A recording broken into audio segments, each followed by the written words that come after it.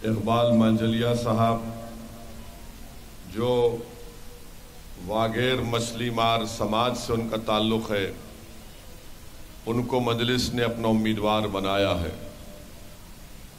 और जब शकील समा साहब ने मुझसे ये कहा कि साहब यहाँ पर अल्पसंख्यक समाज के मुसलमान लोगों को कोई भी सियासी पार्टी टिकट नहीं देती है, और ख़ास तौर से जो वागेर मछली मार समाज है उनको हमको मौका देना चाहिए, तो मैंने फ़ौरन कहा कि यकीनन हमारे कैंडिडेट इकबाल मंजलिया साहब एडवोकेट को बनाइए, क्योंकि हमारी पूरी कोशिश यही है कि जो कमज़ोर हैं, जिनको बेज़ुबान कर दिया गया, जिनको और कमज़ोर बनाने की कोशिश हुकूमतें करती हैं, चाहे वो कोई मुसलमान हो, हिंदू हो या दलित हो या आदिवासी हो, हमारा एक ही मकसद है कि जो कमज़ोर है वो मेरी आंखों में मजबूत है, जो कमज़ोर है उसको ताकतवर बनाना चाहिए, जो मजलूम है उसको इंसाफ मिलना चाहिए, और यही होना चाहिए भारत के लोकतंत्र में। मगर हम ये देख रहे हैं कि जिसको रिप्रेजेंटेशन नहीं है उसको मौका नहीं मिलता। तो मेरे अजीज़ दोस्तों और बुजुर्गों, हमारी लड़ाई हिस्सेदारी की लड़ाई है, और आप जानते हैं कि पड़ोस में अंजार एक विधानसभा है, वहाँ पर कोई भी सियासी पार्टी हमारे अहीर भाइयों को ही टिकट देती है, और अगर नहीं देती तो उनमें इतनी ताकत है कि वो दूसरे उम्मीदवार को हरा देते हैं। अब आप बताइए कि हम पर जो इल्ज़ाम लगता है फ़िरका परस्ती का कि ओवैसी एक समुदाय की बात करता है, तो फिर अंजर विधानसभा से आप किसी वागेर मछली मार समाज को टिकट देना था, वहां से नहीं देंगे। इस पर भाजपा भी, कांग्रेस भी इस बात पर मुत्तफिक है कि वहां पर अहीर समाज के, मुझे बताया गया कि करीब 70,000 उनके वोट हैं, और अल्पसंख्यक समाज मुस्लिम अक़लियत के कुछ 67,000 है। तो मेरे अजीज़ दोस्तों और बुजुर्गों, मेरी इस बात को समझिए कि जब से भारत के प्रधानमंत्री नरेंद्र मोदी बने हैं, उन्होंने गुजरात का मॉडल पूरे मुल्क पर लागू कर दिया है, और भारत की राजनीति में जो सबसे कमज़ोर है, बल्कि मैं तो आज कहूँगा कि दलितों से भी कमज़ोर अगर कोई है इस देश में तो अल्पसंख्यक समाज मुसलमान है। आदिवासी सबसे कमज़ोर है, उसके बाद अल्पसंख्यक समाज भारत की सबसे बड़ी अक़लियत का नंबर आता है। और मैं जिम्मेदारी के साथ कह रहा हूँ, गरीबी में सबसे ज़्यादा गुर्बत आदिवासियों के बाद अल्पसंख्यक समाज मुसलमान के पास है। स्कूलों से बच्चे अगर ड्रॉप आउट रेट है हमारे आदिवासी भाइयों के बाद, तो मुस्लिम माइनॉरिटी हैं। सबसे कम ग्रेजुएट अगर हैं मुस्लिम समाज के हैं। सबसे ज़्यादा out of school children drop out rate है तो अल्पसंख्यक समाज मुसलमान के, आदिवासियों और दलित के बाद। ये इसलिए होता है क्योंकि सियासी ताकत नहीं है आपके पास, आपके वोटों से मुंतखब शुदा ऐसे नुमाइंदे नहीं हैं जो इस समाज को उठाना चाहते हैं दलित आदिवासियों के साथ। और हमारा मकसद ये कर दिया गया कि अगर हम पैदा होते हैं तो पैदा होने के बाद जब बच्चा 15-16 साल का होता है तो उससे कहा जाता है कि बेटा तेरा काम ये है कि जब तू 18 साल का होगा तो कांग्रेस पार्टी को वोट दे दे और घर में जाकर सो जा, पोलिंग के दिन कुछ मत कर। मजलिस आपसे कहती है कि आपने बरसों से सिर्फ वोट डालने का काम किया, मगर आप वोट लेने का काम नहीं कर सके। और जब कभी भी कोई आपके दरमियान में आकर कहता है कि वोट लो, तो आपको डराया जाता है कि भाजपा जीत जाएगी।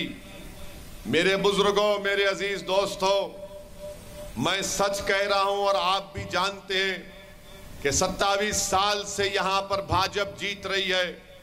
अगर मैं आपसे एक सवाल करूं कि हाथ उठाकर मुझे जवाब दो कि क्या आपने कभी भाजपा को वोट दिया? डरिए मत, हाथ उठाकर बताइए कि आपने भाजपा को वोट दिया। तो फिर भाजपा कैसे जीत रही है? कभी आपने सोचा कि आप तो वोट दे रहे हैं भाजपा को हराने के लिए, तो भाजपा क्यों जीत रही है? तुम्हारे वोटों से बीजेपी नहीं जीत रही है, दूसरों के वोट से बीजेपी जीत रही है। ये सच्चाई है। मगर ये सब लोग, ये कांग्रेस के गुलाम, ये झूठे सेकुलरिज्म के गुलाम आकर ये कहते हैं कि देखो, चुनाव जब आया है तो जिंदगी और मौत का मसला है, तो चुनाव के बाद हम मरते रहे, हम कश्ती में बैठकर मच्छी ना पकड़े, हमारी जिंदगियों को बर्बाद कर दिया जा रहा है, पूरा हार्बर खत्म करके रख दिया गया। अब आकर कहेंगे अरे तुमने क्यों इस्माइल को, इकबाल को क्यों खड़ा कर दिया? इससे भाजपा का फायदा होगा। पहले जो हो रहा था वो कौन जिम्मेदार है फिर उसका बताओ। चलो 27 साल का हिसाब दो, क्यों बीजेपी जीत रही है गुजरात में? आज असदुद्दीन ओवैसी, मंदलिस, शकील समा आए हैं, तो बताओ 27 साल का हिसाब कौन देगा? इसके बारे में जब पूछते हैं तो बोलते हैं ओवैसी भड़काऊ भाषण देता है, ओवैसी लोगों को जज्बात में लाता है। हाँ, मैं जज्बात में लाता हूं, मैं जगाता हूं, मैं चाहता हूं कि तुम्हारे दिलों में जो जज्बात है वो दिख कर आए दुनिया को। हम छुप छुप कर, डर डर कर जिंदगी नहीं गुजारेंगे।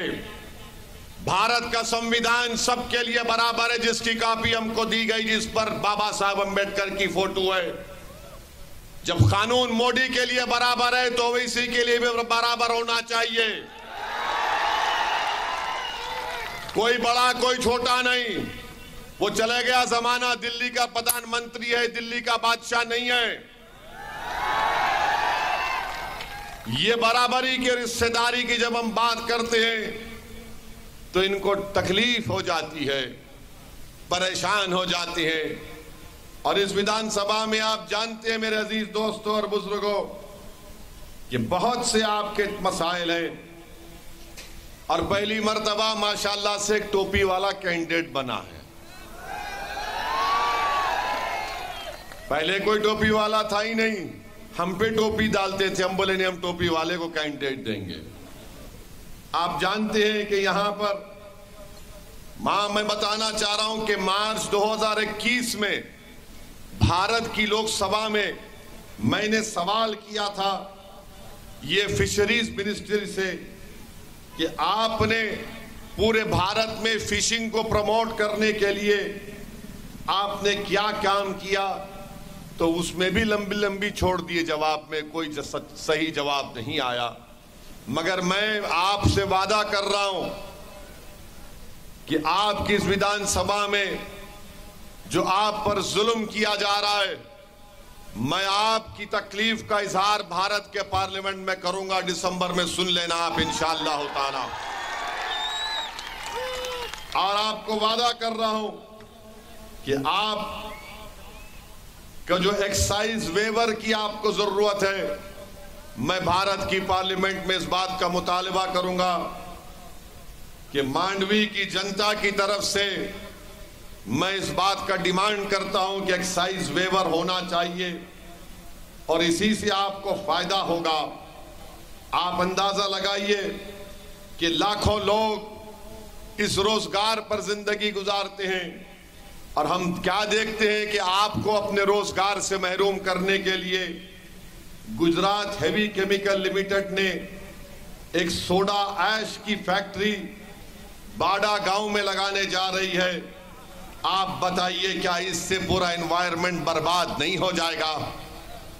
मोदी जी आखिर आप क्यों ऐसा काम करते हैं? जहां पर हम अपना पेट भरते हैं वहां पर सोडा ऐश। आखिर भाजपा क्या करना चाहती है? क्यों बर्बाद करना चाहती है एनवायरनमेंट को? क्यों बर्बाद करना चाहती है इन वागरा समाज की रोजगार से इनकी आमदनी को कम करने के लिए प्लानिंग की जाती है।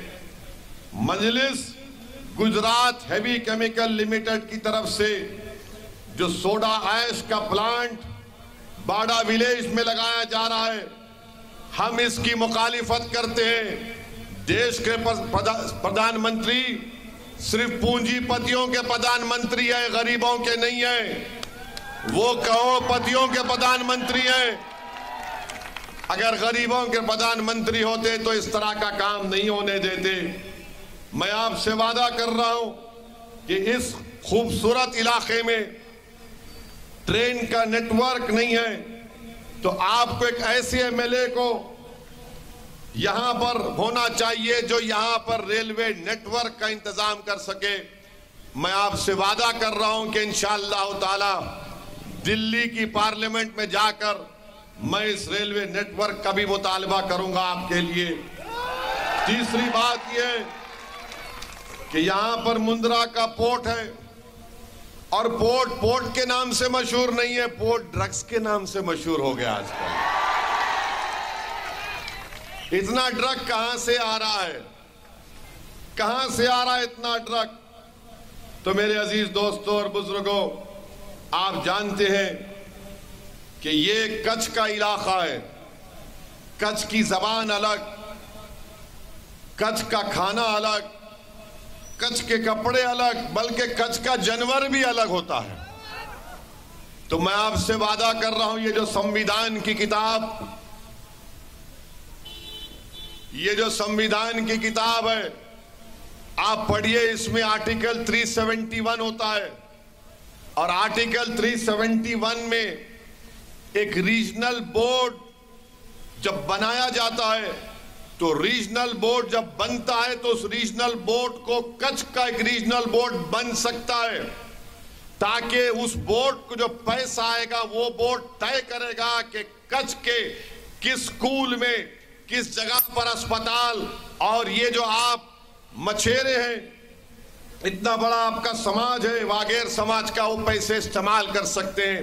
मैं आपसे वादा कर रहा हूं कि एक प्राइवेट मेंबर बिल में बनाकर कच्छ के लिए आर्टिकल 371 के तहत एक रीजनल डेवलपमेंट बोर्ड का मैं प्राइवेट मेंबर्स बिल इंशाअल्लाह ताला फरवरी मार्च के बजट सेशन में जब शुरू होगा, आप देख लेना, मैं जो कुछ कह रहा हूं वो करके दिखाऊंगा, ताकि आपको इसका फायदा हो सके। यहां चरवाए हैं, मलदारीज हैं। हाजी पीर दरगाह के पास हम गए थे, उससे इनको भी फायदा होगा।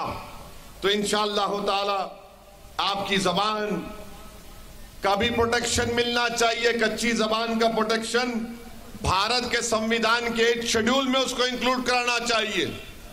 ये मजलिस एक प्रोग्राम लेकर आगे बढ़ रही है। मेरी आपसे गुजारिश है कि आप इकबाल मंजालिया साहब को अपनी भरपूर तायीद करिए, उनको वोट दीजिए, उनको कामयाब करिए। अब रहा सवाल कांग्रेस पार्टी का, तो माशाल्लाह से कांग्रेस पार्टी तो हमारी बहुत हमसे दुश्मनी करती है। जहां कहीं इलेक्शन लड़ते तो ये हारमोनियम लेके खवालों की तरह बैठ जाते हैं और एक सांस में बोलते हैं कि ओवैसी लड़ेगा तो भाजपा जीत जाएगी। अरे कांग्रेसियों, पुराने पापियों, तुम्हारा जो शख्स जो पूरे देश में पैदल फिर रहा है, उसको तो गुजरात में पैदल फिरना चाहिए था। जंग यहां हो रही है ना, जहां जंग हो रही है वहां आना पड़ेगा ना। ये महाशय पूरे देश में फिर रहे हैं, मगर जहां जंग हो रही है भाजपा से वहां भाग गए छोड़ के। अजीब आदमी है। खैर ठीक है, मुबारक हो, मगर ये बताओ कि वो जो पैदल फिर रहा है, आपने उसको पैदल कर दिया। अमेठी में वो कैसे हारा? हमारी वजह से हारा। हम तो नहीं थे वहां पर, हार गए वहां पर भाजपा के मोहतरमा स्मृति ईरानी से। अब हम पे इल्जाम लगाते हैं। अच्छा, ये जो फिर रहे हैं पैदल, उसका नाम क्या है? भारत जोड़ो। सुना ना आपने, भारत जोड़ो। अब आप भारत जोड़ो की मिसाल आपको बताते हैं। ये जो वीरेंद्र सिंह जडेजा कौन है? कौन है? कौन है? बोलिए ना। हाँ, ने कौन सी पार्टी में था वो? कौन सी पार्टी में था पहले वो? बीजेपी में था ना। टिकट नहीं दिया मोदी जी ने, पलटू आ गया। हाँ, कांग्रेस में आ गया। अब ये भारत जोड़ो है। भाजपा छोड़ो, कांग्रेस में आओ, भारत जोड़ो। माने वो आरएसएस का रहेगा, मगर कांग्रेस में आ गया तो वॉशिंग मशीन में साफ हो जाएगा। अगर कांग्रेस का कोई भाजपा में चला गया तो उनके पास भी वॉशिंग मशीन है, निरमा पाउडर भी काम नहीं करता। टिकट नहीं मिला, भाजपा ये कांग्रेस में आ गया, ये सेक्युलर हो गया ये। और मैं गरीबों के लड़ रहा हूं, मैं फिरका परस्त कम्युनल हूं। ये अजीब बात है, ये इनकी मुनाफिकत है, ये इनका दोहरा चेहरा है कांग्रेस का और भाजपा का। अच्छा, जो भाजपा के कैंडिडेट हैं अनिरुद्ध दवे साहब, तो उन्होंने कहा कि मैं ब्राह्मण हूं, मैं मुसलमान हूं। क्या है? बोलो। बोला ना उन्होंने, मैं ब्राह्मण हूं। तो कोई मीडिया वाले कुछ नहीं बोले। अगर मैं बोलता कि मैं मुसलमान हूं तो बोलेंगे भड़काऊ भाषण दिया इसने। माने ब्राह्मण बोलना गुनाह नहीं है तो मुसलमान बोलना भी गुनाह नहीं है। सुनो भाजपा के अनिरुद्ध दवे, तुम ब्राह्मण है, मैं मुसलमान हूं, क्या बुरी बात है? मगर उन्होंने कहा कि अजमल कसब, अबे अजमल कसब गुजरात के चुनाव में कहां से आ गया? अजमल कसब का जिक्र किया ना, ये अजमल कसब कहां से आ गया? अरे अजमल कसब का जिक्र करके तुम क्या पैगाम देना चाह रहे हो? और अजमल कसब के ताल्लुक से सुनो भाजपाइयों, जब अजमल कसब को फांसी दी गई थी, जिसने मासूम हिंदुस्तानियों को अपनी गोली से कत्ल किया था, दहशतगर्द, वो अजमल कसब जब फांसी पर चढ़ाया गया, उसकी लाश को मुंबई के कब्रिस्तान के लोगों ने कहा ये मुसलमान नहीं है, इसको हम कब्रिस्तान में जगह नहीं देते। ये भी तो बोलते ब्राह्मण साहब, मगर मुसलमान बोल रहा है वैसी आपको। अब पुलिस बोलेगी इसकी तकरीर में देखो कुछ मिलता क्या। अगर मेरे पे केस बुक होगा तो अनिरुद्ध पर भी केस बुक होना चाहिए। ये तारीख है। अजमल कसब को जब फांसी दी गई थी, वारिस पठान कहां है? कब्रिस्तान में जगह नहीं दिए, बोले इसको हमारी भारत की जमीन में हम दहशतगर्द को दफन होने नहीं देंगे। ले जाकर कहां फेंके नहीं मालूम वो अजमल कसब को, शायद समंदर में फेंक दिए होंगे। मगर इनको क्या जरूरत है अजमल कसब की बात करने की? अरे तुम ये बताओ, वो जो पोर्ट पर ये वाघेर मच्छी मार समाज को जो तकलीफ कौन दे रहा है? क्यों उनको हटाया जा रहा है वहां से? क्यों उनको रोजगार से महरूम कर दिया जा रहा है? मेरे अजीज दोस्तों और बुजुर्गों, मेरी आपसे गुजारिश है कि आप इकबाल मंजलिया साहब को अपना वोट देकर इनको कामयाब करें। 27 साल से भाजपा की हुकूमत है और भाजपा ने गुजरात के लिए कुछ नहीं किया। बड़ी बड़ी बातें करते हैं। मोदी जी बोलते हैं कि मैंने गुजरात को बनाया। मोदी जी, मैं फिर से कह रहा हूं, अगर आपने गुजरात को बनाया तो आपने पूरे गुजरात को बना दिया। क्या बना दिया आपको मालूम। मगर मोरबी का ब्रिज भी मोदी ने बनाया था। मोरबी का ब्रिज भी मोदी जी आप ही बनाए थे। अच्छा, आपको मालूम उसमें 140 लोग मर गए, 50 बच्चे थे, जिसमें 2.5 साल का बच्चा भी मर गया।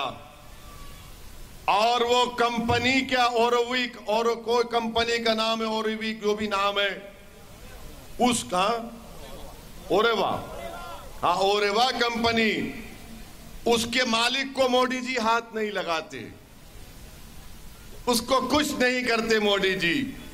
किसको पकड़े? वो जो गरीब बच्चे दिन में 100 रुपये के लेबर पर काम करते हैं, उनको ले जाकर जेल में डाल दिए। वाह दिल्ली के बादशाह, आपका क्या इंसाफ है कि जो बड़ा करोड़पति है उस पर आप रहम दिल, और जो 100 रुपये के लिए अपना पेट काटता है वो जेल में बैठा है। ये हकीकत है, ये सच्चाई है। और वो म्युनिसिपल कॉरपोरेशन का जो कमिश्नर है वो भी बैठा है, घर में बैठा है आराम से। और जिन परिवारों के लोग मर गए वो आज भी अपने बच्चों को याद करके रोते हैं, आज भी याद करके रोते हैं। मुझे फोन करके बोलते हैं कि ओवैसी हमारी आवाज को उठाओ, गुजरात में कोई हमारे लिए नहीं लड़ रहा है, कम से कम तुम तो अपने भाषण में बोलो कि हमारे मरने वालों को इंसाफ कब मिलेगा। तो बताओ भाजपा वालों, मोरबी में जो लोग मर गए उनको इंसाफ कब मिलेगा? अरे कैसा इंसाफ तुम्हारा, जब खेड़िया गांव में गरबा में पत्थर फेंकने के इल्जाम में आपने 4 या 5 बच्चों को पकड़ा तो फौरन उनको जनता के सामने लाकर आपने उनको बीच रोड पर लाकर उनको लठों से मारा।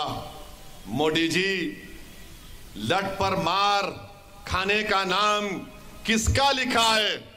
क्या सिर्फ असदुद्दीन ओवैसी को लठ मारेंगे पत्थर फेंकने के इल्जाम में? या जो ओरवा कंपनी का मालिक जिसकी वजह से 140 लोग मर गए, उन पर लठ नहीं चलेगी? उन पर मोदी जी फूल बरसा रहे हैं कि बहाओ फूल बरसाओ, मेरा महबूब है ये। जो गरबा में पत्थर फेंके रोड पर लाकर जनता के सामने उनकी बेइज्जती की जाती है क्योंकि उनका नाम ओवैसी है। वाह मोदी जी, क्या इंसाफ आपका गुजरात में है भाजपा का कि 140 लोग मर जाते हैं तो उस पर फूल बरसाए जाते हैं, और जो पत्थर फेंकने का उस पर इल्जाम है, कोर्ट ने तय नहीं किया उसका जुर्म, उस पर रोड पे लाकर लाठियां मारी जाती हैं। वाह, ये क्या गुजरात आपने बनाया है भाजपा ने। एक मासूम बच्ची है जो हामिला थी, प्रेग्नेंट थी, जिसका नाम बिल्किस बानो था। बिल्किस बानो को 6 महीने की प्रेग्नेंट, 3 साल की बेटी, परिवार के 11 लोग जिसमें उसकी मां शामिल, सबका रेप किया गया। बच्ची 3 साल की बेटी को एक मां के सामने 3 साल की बेटी को कत्ल कर दिया गया, उसकी मां का रेप करके कत्ल कर दिया गया। कोर्ट ने सजा दी तो मोदी जी ने कहा संस्कारी है ये लोग, हम इनको छोड़ देते हैं। मोदी जी, बिल्किस से आपको क्यों मोहब्बत नहीं है, हमको बताओ, क्यों मोहब्बत नहीं है भाजपा को बिल्किस से? बताओ कि अगर किसी बेटी का रेप हो जाता है, उसकी बेटी को कत्ल कर दिया जाता है, भारत में किसी भी बाप से पूछ लो, किसी मां से पूछ लो कि अगर तुम्हारी बेटी का रेप और उस तुम्हारी पोती या नवासी का कत्ल कर दिया जाएगा तो क्या तुम कातिल को चाहोगे कि वो जेल के बाहर निकले? तो हर माँ और हर बाप कहेगी कि जिस जालिम ने मेरी बेटी से और मेरी नवासी या पोती से हरकत की, उसको जेल में रहना चाहिए। मगर दिल्ली में बैठे मोदी जी की सरकार ने कहा ये संस्कारी लोग हैं, ये संस्कारी लोग हैं, इनको छोड़ना चाहिए, और उनको जेल से निकालकर इनको छोड़ दिया गया। और जब जेल से छोड़ दिया गया, इधर देखिए, कोई बात नहीं, हमारी आवाज का दुनिया का कोई बाजा मुकाबला नहीं कर सकता। होता है, जोर से लगाओ और लगाओ, जोर से लगाओ, पूरा मांडवी सुनना चाहिए, लगाओ और ताकत से। अरे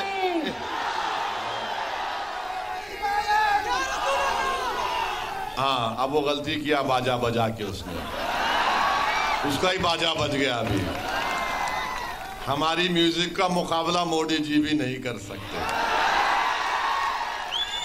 बहरहाल अजीज दोस्तों, मैं जिक्र कर रहा था बिल्किस बानो का। आज गुजरात और देश की सरकार ने बिल्किस बानो से नाइंसाफी की और उसको छोड़ दिया। आप बताइए, नरोडा पाटिया 2002, वो आदमी ने 90 मुसलमानों का कत्ल किया, 90। उसको मोदी जी ने, वो जेल से निकलता है तो वो नरोडा पाटिया विधानसभा में जनता के सामने जाकर मोदी जी का फोटो दिखाता है और कहता है मोदी जी के नाम पर मेरी बेटी को वोट दे दो। कभी मोदी जी आपने सोचा कि मरने वालों की बेटियों का क्या होगा? कभी भाजपा ने सोचा कि वो 90 जो लोग मर गए उनके परिवार पर क्या गुजरती होगी जब एक कातिल गुजरता है उनके सामने से? मेरे अजीज दोस्तों और बुजुर्गों, ये भाजपा बेइज्जती करना चाहती है, मगर ओवैसी आपसे कहता है कि अल्लाह इज्जत देने वाला है आपको, इंशाअल्लाह ताला अल्लाह इज्जतों से नवाजेगा आपको। जो लोग इस तरह की हुकूमत करके जिल्लत और रुसवाई हमारा मुकद्दर बनाना चाहते हैं, याद रखो इख्तिदार हर एक के पास नहीं रहता। इंदिरा गांधी भी प्रधानमंत्री थी, राजीव गांधी भी थे, नरसिम्हा राव भी थे, मगर हर कोई प्रधानमंत्री और इख्तिदार पर नहीं रहता। ताकत हमेशा किसी के पास नहीं रहती है। अल्लाह इंशाअल्लाह ताला इख्तिदार को बदलेगा, इज्जत हमारे मुकद्दर में आएगी, दुनिया की कोई ताकत हमको रोक नहीं पाएगी। बस आपसे गुजारिश ये है कि अपने हिम्मत और हौसले को बुलंद रखो, डरने और घबराने की जरूरत नहीं है। भारत का संविधान हमारे लिए है, अंबेडकर बाबा साहिब का बना हुआ संविधान है। हमको हिम्मत और हौसले को बुलंद रखना है और एक ताकत बनो। ताकत सिर्फ तकारीर से ताकत नहीं बनती, जमहूरियत में ताकत इत्तेहाद से बनती है। जमहूरियत में ताकत मुत्तहिदा वोट डालने से बनती है। जमहूरियत में ताकत जब आप यहां से हमारे कैंडिडेट को कामयाब करेंगे, वो आपकी ताकत होगी। सिर्फ तकारीर से ताकत नहीं पैदा होती मेरे भाई, सिर्फ जज्बाती तकारीर से आपसे इंसाफ नहीं होता। आपका काम यह है कि मेरी इन बातों पर गौर करिए। अगर मेरी इन बातों में सच्चाई है तो मेरा साथ दीजिए। अगर मेरी बातें तुम्हारे दिल के तारों को नहीं छूती हैं तो तुम मेरा साथ मत दो। अगर मेरी बातें तुम्हारे दिलो दिमाग पर, तुम्हारे आंख में आंसू नहीं लाती तो मेरा साथ मत दो। मगर एक बात का यकीन कर लो कि मैंने जो कुछ तुम्हारे सामने कह रहा हूं और जब तक मेरी जिंदगी बाकी रहेगी कहता रहूंगा, एक एक बात सच्चाई पर मुबन्नी है। मैं सच और हक को तुम्हारे सामने बयान कर रहा हूं। मुझे कोई संतरी और मंत्री बनने से मेरे जिंदगी का मकसद नहीं है। मेरे जिंदगी का मकसद एक ही है कि भारत की जमहूरियत उसी वक्त मजबूत होगी जब कमजोरों से इंसाफ होगा, जब कमजोरों को उनका हिस्सा मिलेगा। यही लड़ाई हमारी है। मेरी आपसे गुजारिश है कि आप हमारी इस जद्दोजहद में हमारा साथ दीजिए। हमारी ताईद करिए, हमारे लिए दुआ करिए। अगर वोट नहीं दे सकते तो मत दो, मगर क्या तुम हमारे लिए दुआ भी नहीं कर सकोगे? तो आप दुआ भी करिए, मेहनत भी करिए और अपने हौसलों को बुलंद रखिए। जमहूरियत में मुकाबला करना है, जिंदगी का सबूत देना है तो वोट दो। और याद रखो, ये जिंदगी है, ये दुनिया है। खामोश बैठोगे तो दुनिया हमेशा के लिए खामोश कर देगी। जिंदगी का सबूत देना है तो शोर मचाओ, धूम मचाओ, आवाजों को बुलंद करो, अपने हक के लिए लड़ो, जमहूरी तरीके से लड़ो और अमन को मजबूत रखो। यही चंद गुजारिशात मैं आप तक कहने के लिए आया हूं। अगर मेरी बात से किसी को तकलीफ पहुंचती है तो मैं आपसे अर्ज करना चाहूंगा कि मैं सच्चाई को बयान कर रहा हूं। मेरा मकसद किसी को तकलीफ पहुंचाना नहीं है, मगर जब कभी भी किसी जगह पर मैं नाइंसाफी को देखता हूं तो मुझे बोलना पड़ता है। आज टीवी चैनल पर आप देख रहे होंगे कि पिछले 3-4 दिन से वो एक पागल है, आफताब, वो जानवर है जिसने एक बच्ची को, जिसके साथ वो रहता था, उसका कत्ल किया।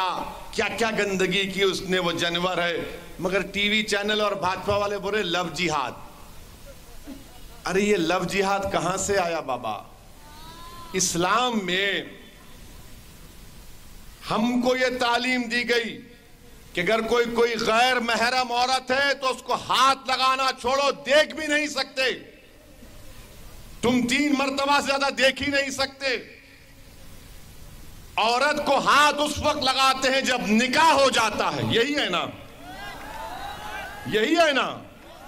कोई और करता है तो हमको उससे मतलब नहीं है, मगर तुम जब जिहाद का जिक्र करते, तुम एक समुदाय को और दीन को बदनाम करना चाहते, तो हमको कहना पड़ता है कि आजमगढ़ में एक प्रिंस यादव नाम का आदमी था जिसने अपनी गर्लफ्रेंड को,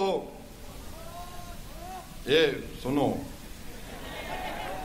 गर्लफ्रेंड बोलते ही तुम्हारे, इसकी शादी कराओ जो बोला ये जवान हो गया। जो भी बोला इसकी शादी कराओ। कहां यहाँ के बड़े लोग? ढूंढो एक अच्छी बच्ची जो इससे ज्यादा ताकतवर रहना, इसको कंट्रोल करना। और हम भड़काऊ भाषण क्यों देते? घर में नहीं बोल सकते, इसलिए बाहर आके बोलते। तो जिसके घर में है उन्हें परेशान है, जिसके घर में नहीं है उन्हें लंबी लंबी छोड़ता। अब आप क्या समझे नहीं मालूम, समझ गए ना? बस नहीं, अब सुनो, अभी सुनो। हम कल बोले थे, गोधरा गए थे अभी। हाँ, एक राहुल है गुरुग्राम में, आसाम के मुख्यमंत्री आके लंबा लंबा छोड़ के गए। ये लव जिहाद है, साजिश है। अबे काहे का लव जिहाद इसमें? उसने गलती की, हम मजम्मत कंडेम कर दिया। राहुल है गुरुग्राम का, इसने अपनी वाइफ का कत्ल किया, सूटकेस में बॉडी डाली और इसलिए मारा उसने क्योंकि वो मोबाइल और टीवी का डिमांड करती थी। फरीदाबाद में एक मनोज ने बीवी के, एक औरत के नाजुक जगह पर ऐसा कुछ गलत काम कर दिया। फिर एक प्रिंस यादव आजमगढ़ के अपनी गर्लफ्रेंड की सर काट दिया, जिस्म के 6 टुकड़े किए और बौली में उसकी लाश टुकड़े फेंक दिए। फिर मथुरा में एक पिता ने अपनी बेटी को गोली मारकर हत्या कर दी। फिर बाप ने और मां ने उस बच्ची को, अपनी बेटी के लाश को बैग में डाला। पिता का नाम नितेश, मां का नाम ब्रजभाला। ये कौन सा लव जिहाद है? अच्छा, फिर ये सुन लो आप, एक यूपी में सर्वेश कुमार है जिसने 17 साल की बेटी को पुलिस स्टेशन गया, अपनी बेटी का सर काट के लेकर गया। बोलो भाजपा वाले। और फिर एक और साहब है मुन्ना शर्मा, बिहार के, अपनी बीवी का मर्डर कर दिए। क्यों मर्डर किए? क्योंकि बीवी ने उनके पैरों की मसाज नहीं की। यानी खाली एक गंदा वाकया है आफताब का, हम उससे, हमारा कोई ताल्लुक नहीं है। वो महिलाओं पर जुल्म है, ये पूरे महिलाओं पर जुल्म है। अगर आप इसको हिंदू मुस्लिम करेंगे तो फिर महिलाओं को इंसाफ कहां मिलेगा? इसीलिए भाजपा वाले, चुनाव गुजरात का है, यहां पर इंसाफ नहीं हो रहा है। अच्छा, बात ये नहीं करेंगे कि गुजरात में मोदी जी ने कहा गुजरात बना दिए। अब आप बताइए कि गुजरात में कितने सिटी स्कैन के मशीन है, गुजरात में कितने MRI की मशीन है? 33 में से 20 जिलों में सिटी स्कैन नहीं है। सुपर स्पेशलिटी डॉक्टर सिर्फ 13 काम करते हैं। इस पर बात नहीं करेंगे। नफरत फैलाओ, डराओ। याद रखो भाजपा वाले, हम डरने वाले नहीं, हम सिर्फ रब्बे करीम से डरते हैं। क्या करेंगे? जान ले लेंगे ना। ले लो जान, मेरे मुकद्दर में लिखा है तो उसी वक्त मरूंगा। कोई माइका लाल मेरे वक्त से पहले मेरी जान नहीं ले सकता है। डराना चाहते हैं आप हमको इस तरह की बातें करके। ये देश हमारा है, हमारा रहेगा इंशाअल्लाह ताला। आजादी का अमृत उत्सव अगर मना रहे हैं तो सबसे ज्यादा खून अल्लामा फजल खैराबादी, हुसैन अहमद मदनी, मौलाना अबुल कलाम आजाद, इन लोगों ने अपना खून बहाया है। तभी तो मुल्क को आजादी मिली। उस वक्त ना भाजपा थी ना RSS थी। आप तो अभी अभी पैदा हुए हैं।